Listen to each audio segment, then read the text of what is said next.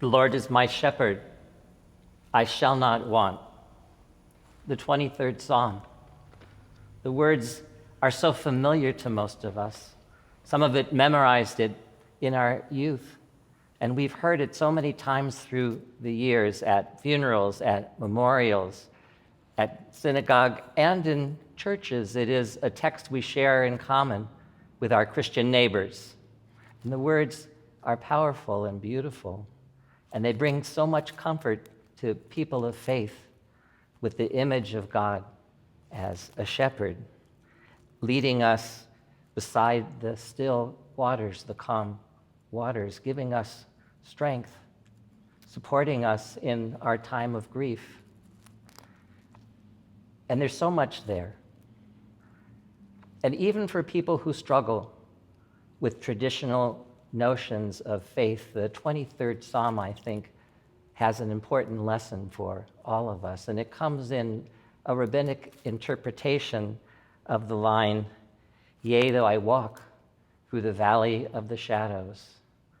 Because anyone who's ever mourned the loss of a loved one knows very well the meaning of that line, the valley of the shadows, that dark place in which we find ourselves when we mourn the death of a loved one.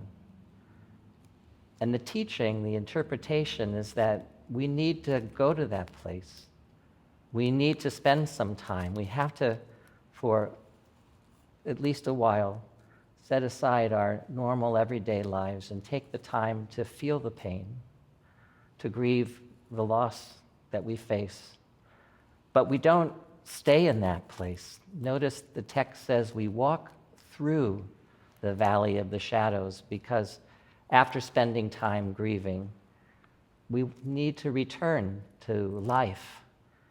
And if we think about our loved ones and what they would want for us, it's that we would mourn for them in respectful ways, and then go on with our lives and live our lives to their fullest, and to have that be a living tribute to them and to all they gave to us. And so let us recite together the powerful words of the 23rd Psalm. The Lord is my shepherd, I shall not want. He maketh me to lie down in green pastures. He leadeth me beside the still waters. He restoreth my soul. He guideth me in straight paths for his name's sake. Yea, though I walk through the valley of the shadow of death, I shall fear no evil, for thou art with me. Thy rod and thy staff, they comfort me. Thou preparest a table before me in the presence of mine enemies. Thou hast anointed my head with oil, my cup runneth over. Surely goodness and mercy shall follow me all the days of my life, and I shall dwell in the house of the Lord forever. Esai and I will lift my eyes to the hills and their Creator, who made all heaven and earth. I will lift up my eyes to you. I will lift my eyes to the one that neither sleeps nor slumbers, my strength in time of need. I will lift up my eyes to the maker of the mountains I can climb. I will lift up my eyes to the calmer of the oceans raging wild. I will lift up my eyes to the healer of the hurt I hold inside. I will lift up my eyes to you.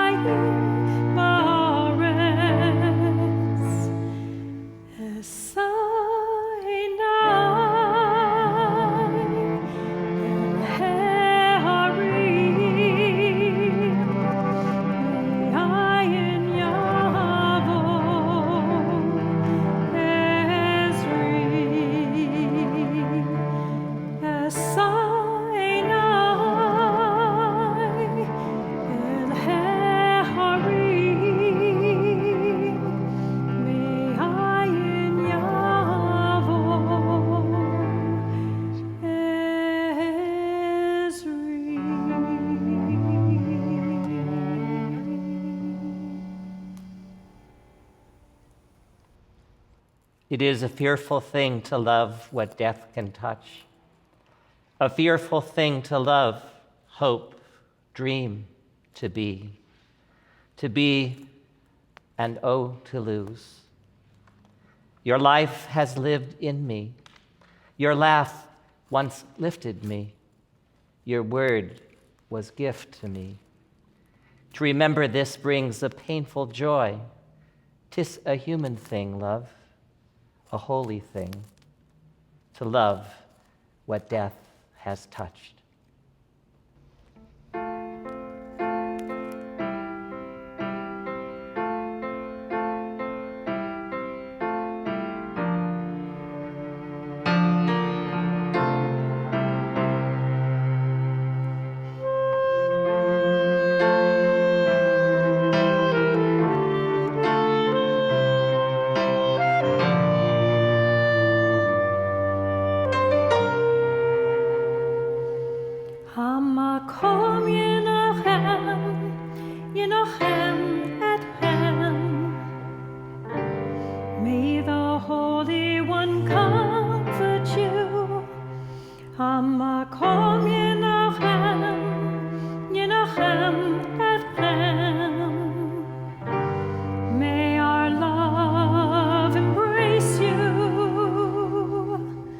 B'toch Shabbat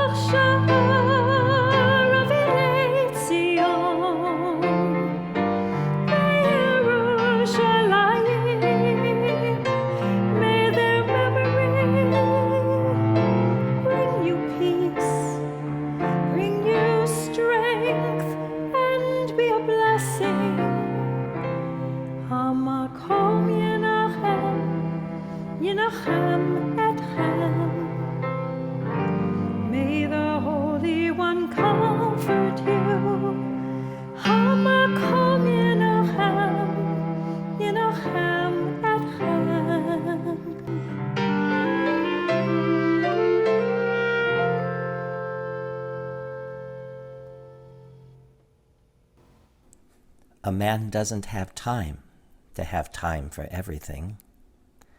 He doesn't have seasons enough to have a season for every purpose. Ecclesiastes was wrong about that. A man needs to love and to hate at the same moment, to laugh and cry with the same eyes, with the same hands, to cast away stones and to gather them, to make love in war and war in love, and to hate and forgive and remember and forget, to set in order and confuse, to eat and to digest what history takes years and years to do. A man doesn't have time. When he loses, he seeks. When he finds, he forgets. When he forgets, he loves. When he loves, he begins to forget. And his soul is experienced. His soul is very professional. Only his body remains forever an amateur. It tries and it misses, gets muddled, doesn't learn a thing. Drunk and blind in its pleasures and its pains, he will die as figs die in autumn, withered and sweet, the leaves growing dry on the ground, the bare branches already pointing to the place where there's time for everything.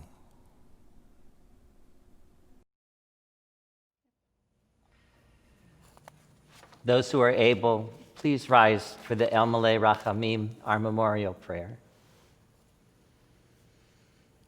El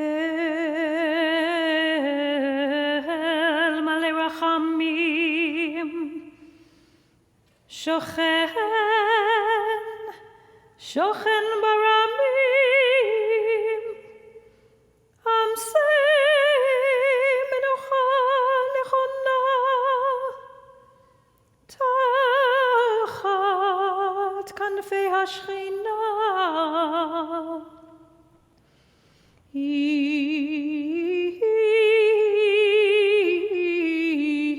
Im kedoshim u'torim, Kezohar harakim asirim lenishmat yakireinu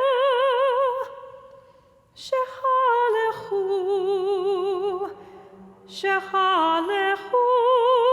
l'olamam bal harachamim Yasterem b'sitek nefav l'olamim b'yitzror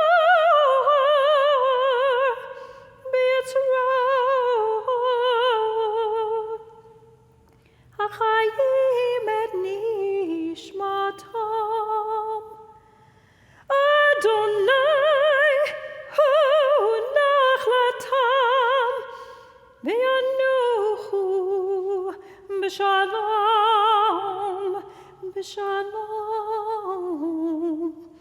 al mishkavam v'nomar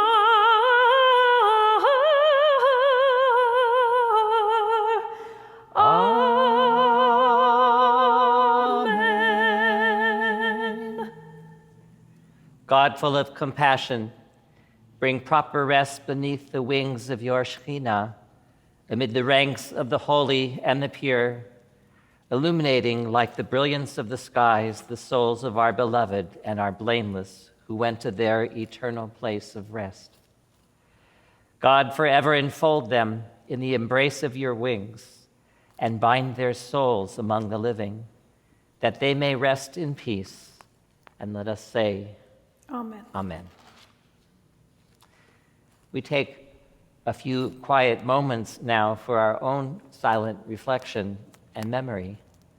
There are a few pages in our Machzor, pages 42 through 44, with several beautiful meditations.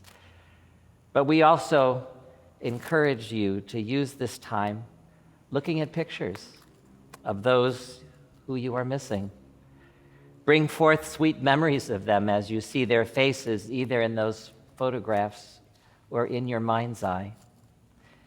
If you are praying together with members of your family, perhaps talk together now, sharing your memories and telling good stories. Think about how your life was touched and molded by those whom we now mourn.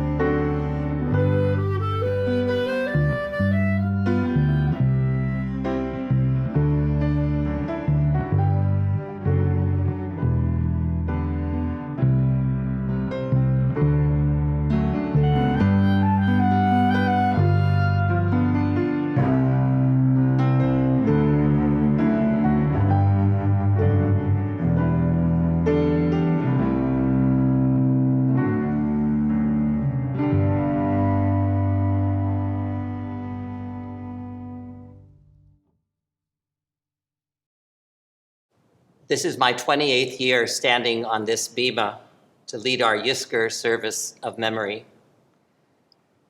But this year is different because, as many of you know, this is the first time I am approaching this sacred moment since the death of my beloved mother, Florence. Now that both my parents are gone, this is my first Yizkor as an orphan. I know I should feel lucky that we had my mom for so many years. In contrast to my father, who died in his 50s, she was almost 91 when she gently left this world. But it doesn't make her absence any easier. I miss her, and I think about her every day. I miss her beautiful smile and her warmth and the lilting cadence of her Brooklyn accent, which she maintained even 60 years after moving to California. I miss having lunch with her at Okana Woods, as she pronounced it, or out at a restaurant, just the two of us. I miss her at our Shabbat and holiday tables, always sitting next to me. I was her baby.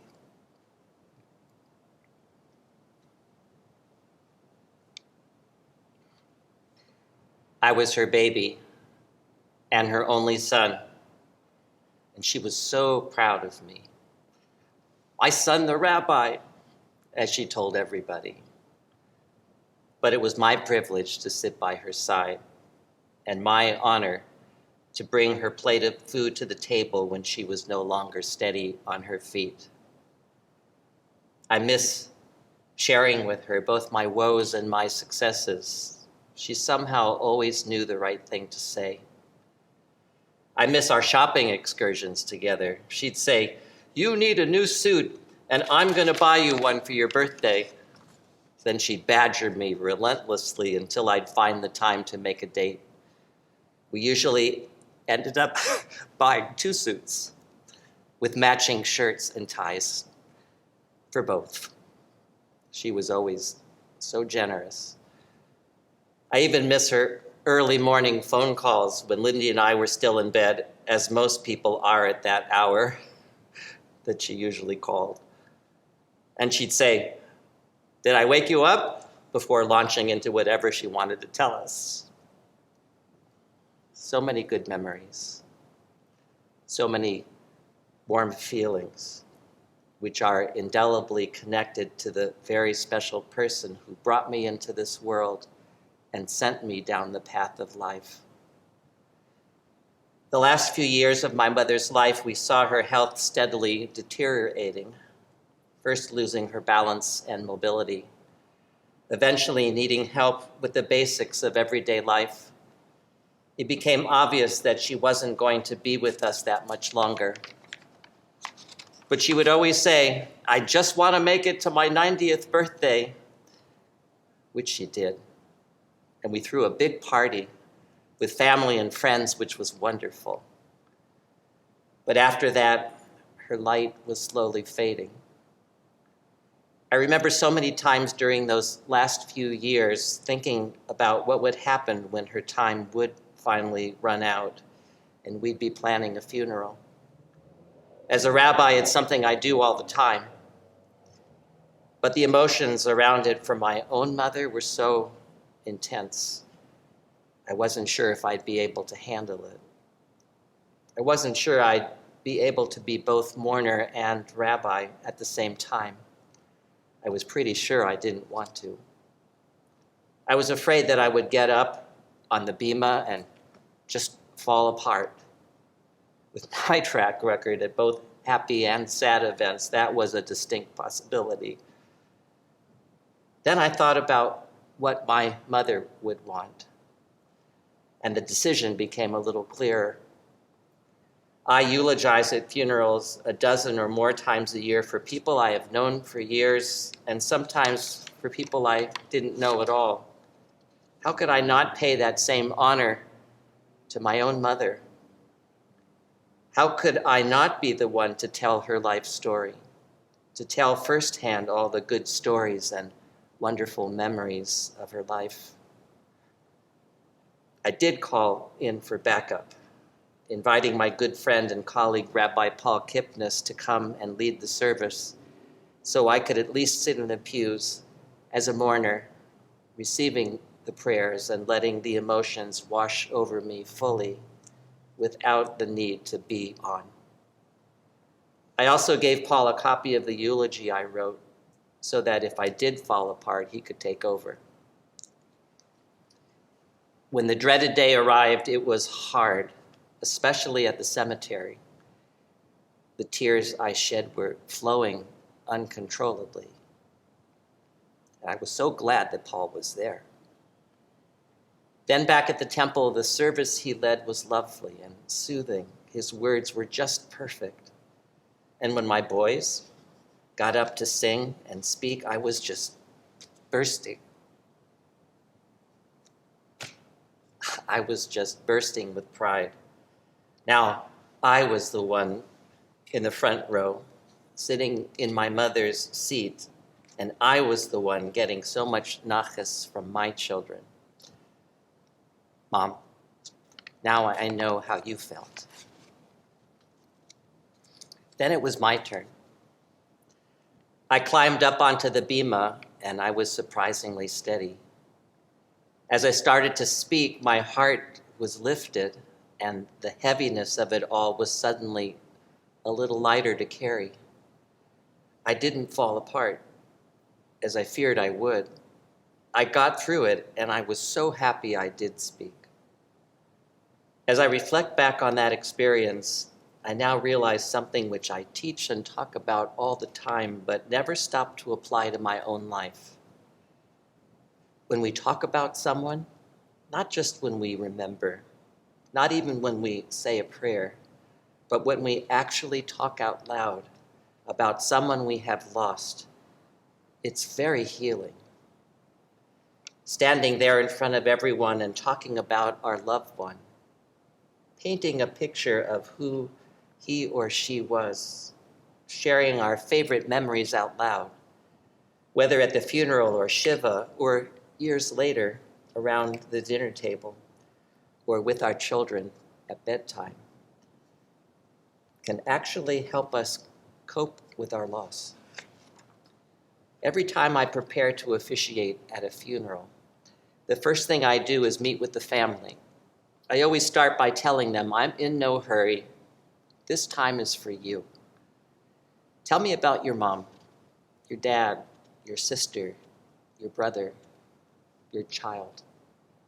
Slowly but surely, the stories emerge. Through their grief, family members begin to paint a picture, recalling funny anecdotes, crazy exploits, beautiful and amazing moments, and soon the words can't come out fast enough. What about the time? And remember when? And more often than not, they nod their heads and smile and laugh at something their loved one said or did years ago. As I'm leaving the house, a member of the family will often pull me aside and say, "Thank you, Rabbi. I actually feel better now." The Talmud teaches that the hesped, the eulogy, is a vital component of a Jewish funeral, and to speak about the goodness of the departed is considered a great mitzvah. Why? The rabbis explain that when we give a eulogy filled with emotion, with love and respect, we honor the dead and we inspire the listeners and we comfort the mourners. And comforting mourners, according to our great sage Maimonides, is considered one of the highest forms of kindness. But what about after the funeral? What about on a yard site or a Yizkor service, like today?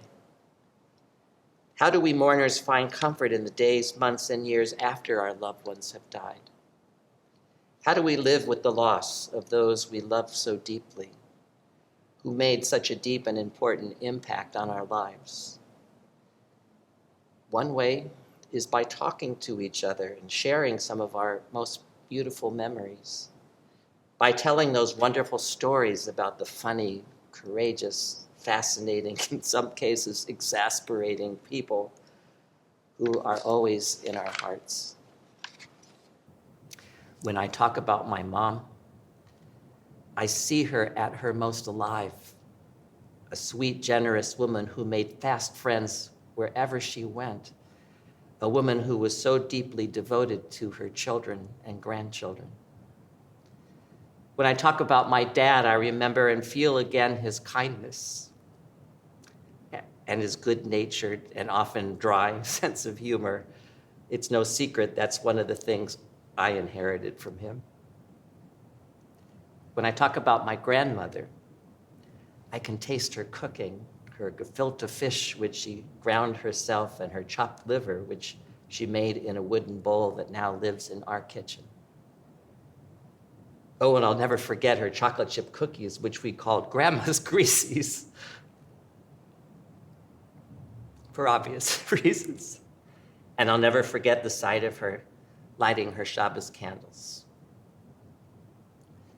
When we talk about those we've lost, they are here with us. And instead of feeling empty, we are filled with their love. The Chofetz Chaim, one of our great sages, believed that the highest mitzvah of all was chesed, acts of loving kindness. And he taught that chesed can be divided into three types: deeds, thoughts, and words. Because words can heal. Words can comfort. Words can touch our souls and open or mend our closed or broken hearts. In the next few weeks, as we begin the new year, I encourage you to perform this simple but beautiful mitzvah. If people you know are grieving, ask them to share stories about their loved ones. If you are missing someone in your life, talk about him or her to your family and friends. If you can't do it in person, call or FaceTime or Zoom and say, "Remember when? And what about the time?" Or, "I want to tell you about the person you are named after." Then, in your sweet memories, taste her cooking, smell his aftershave, laugh at their jokes, see their smiling faces. Let words and memory be a blessing and a comfort to us, not just during the funeral or on Yizkor or a yortzeit, but all the days of our lives.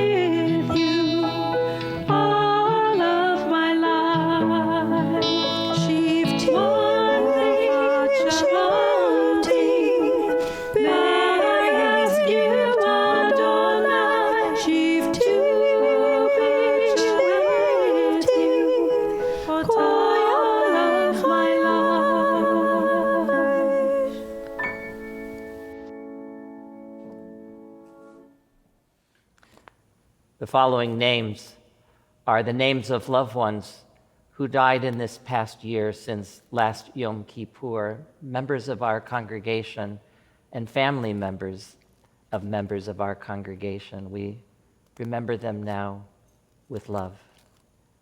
Carol Blumenthal, Shirley Brecher, Constance Charlotte, Maria de la Paz Chavez, Marcia Davidson, Archie English, Joan Freer Thor, John Guerin, Florence Gwazdoff, Mel Halpern, Andy Heisler, Oren Kabacher, Leonard Kolber, Bill Long, Linda Sue Morgan Ray, Alma Nelson, Richard Ripkin, Sue Solomon, Jason Stowers, Bill Schwartz, Evan Stein, Clay Utterback, Dennis Willens, Dan Court,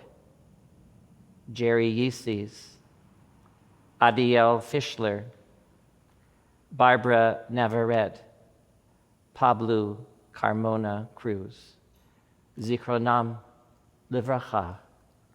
May all their memories be for a blessing and a never-ending source of strength. And we invite you to say aloud the names of your loved ones who have died in this past year and in years past.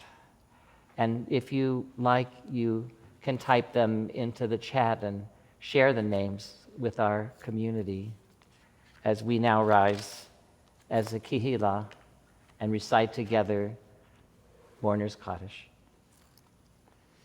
Yitgadal v'yitkadash shemei Rabbah, B'alma divra chirutei v'yamlich malchutei, B'chayachon u'v'yom echon, u'v'chayei d'chol Beit Yisrael, Ba'agala u'v'zman kariv v'imru. Amen. Yehei shemei Rabbah mevorach le'olam ulomei omaya, Yitbarach v'yishtabach v'yitpa'ar v'yitramam v'yitnaseh, v'yithadar v'yitaleh v'yitalal, shemei dekudisha berichu. La'ela min kol birchata v'shirata, tushbechata v'nechemata, da'amiran be'alma ve'imru. Amen. Yehei shlama rabba min shemaya, v'chayim aleinu ve'al kol Yisrael, ve'imru. Amen. Osei shalom v'mramav, hu ya'asei shalom, aleinu ve'al kol Yisrael, ve'imru. Amen. May the source of peace send peace to all who mourn and comfort to all who are bereaved. And let us say, Amen. Amen. To everything there is a season, a time for everything under the sun, a time to be born and a time to die, a time to laugh and a time to cry, a time to dance and a time to mourn, a time to seek and a time to let go. This is the time we remember those who gave meaning to our lives. This is the time we remember the bonds that tied us together, the love that we shared, and the memories that remain with us still. This concludes our memorial Yizkor service. Please enjoy the virtual memorial book of your loved ones who have passed that will come up on your screen in just a few moments. It will be accompanied by our own temple musicians, Steve, Vicky, and Beth. It will be quite beautiful. We will see you back at Nila at 6:10, praying together once again and concluding our Yom Kippur, our Day of Atonement. Our Nila service will conclude with the beautiful Havdalah and one final Tekiah Gedolah, the final sounding of the shofar. Gamar Chatima Tova. Good Yantif. Good Yantif.